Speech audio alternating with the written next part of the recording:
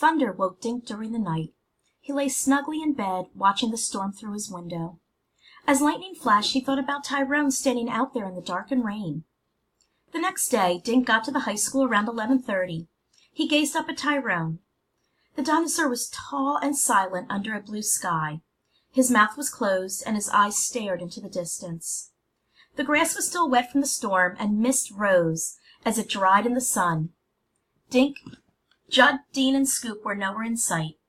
Dink walked over to the truck and looked in the window. Dink's sleeping bag was spread across the seats. A few minutes later, Ruth Rose showed up with her little brother Nate.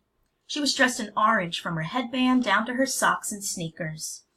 When Nate saw Tyrone, his mouth fell open. He walked up to one of the rear legs and touched it. "It feels like a rubber dinosaur toy," he said. Josh and his brothers Brian and Bradley came looping through the playing field. Pal was tugging on his leash. The twins stopped in their tracks. "It's a Tankosaurus!" Brian yelled.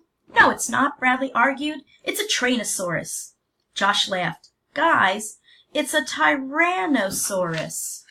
"It's not real, is it, Josh?" asked Brady. Josh let Pal off his leash. "No," he said, "it's just a big action figure." Scoop pulled up in his red car and parked next to Tyrone. He hopped out and walked over to the kids. "Morning," he said. "Some storm last night, huh? The thunder nearly knocked us out of our beds." Scoop sat on the grass and pulled on a pair of sandals. His wet sneakers were tied together, hanging from the car's antenna. Dean and Judd came walking through Center Park. "Hi, kids," Judd said. "Scoop, you missed a great breakfast. That Ellie makes amazing waffles." Scoop nodded. "I couldn't seem to wake up," he said. Judd looked at Nate, Brian, and Bradley. "Do you guys like dinosaurs?" The three little kids beamed and nodded. "T-Rex is my favorite," Nate said. People from town began arriving and stood around gaping up at Tyrone. Dink waved to Mr. Parsky from the Book Nook. He saw Mr. and Mrs. Spivets, who owned the Shangri-La Hotel. Dink saw his mom show up with Josh's and Ruth Rose's mothers. Josh's mom carried a picnic basket. "Guys, go sit with Mom, okay?" Josh asked the twins. "Can we take Pal?" Brian asked. Josh handed the leash over to Brian. "Okay, but don't let him off. And take him home when Mom leaves, okay?" "Why does Brian get to do everything?" Bradley whined. Josh sighed. "You two can share the leash, okay?" Nate, Brian, and Bradley led Pal toward their mothers. "This is great," Judd said, watching the crowd increase. "Dean, why don't you get Tyrone ready while Scoop and I collect money?" While the kids were picking a place to sit, Dink saw more people he knew from town. A bunch of the O'Leary kids showed up, and Dink waved at them. Some people brought chairs or blankets to sit on. The high school playing field was filling up. Judd and Scoop passed through the crowd, collecting $1 from each person. When their hands were filled with bills, the men walked over to the truck and locked the money inside the cab. They each did this 2 or 3 times. "They must make a ton of money," Josh said. "I bet there are 200 people here." Judd climbed up onto the truck bed with a cordless microphone. "Thanks for coming, folks," he said to the crowd. When everyone was quiet, Josh went on to explain why they were raising money. "Our museum should be built by next summer, and I hope some of you will come for a visit," he said. Judd pointed his mic at the dinosaur. "Now, I'd like you all to meet my friend Tyrone." "Tyrone, why don't you tell these good folks about yourself?" he said. Nothing happened. Tyrone stood silent and still. He didn't say a word. "I guess Tyrone is shy this morning," Judd said. Then, in a louder voice, he said, "Tyrone, can you say hi to all our friends out here? Wiggle your tail if you hear me." This got a few laughs, but Tyrone still didn't move. Some of the kids in the audience began to fidget. A boy sitting behind Dink muttered, "I wonder if we can get our money back." Then suddenly, Tyrone's tail moved to the right, then to the left. His small front arms waved up and down. His mouth opened, and Tyrone said, "Hi," in a deep voice. "Hi, Tyrone," the crowd yelled back. "How many of you know what kind of dinosaur I am?" Tyrone asked. Dink recognized Dean's voice coming from Tyrone's mouth.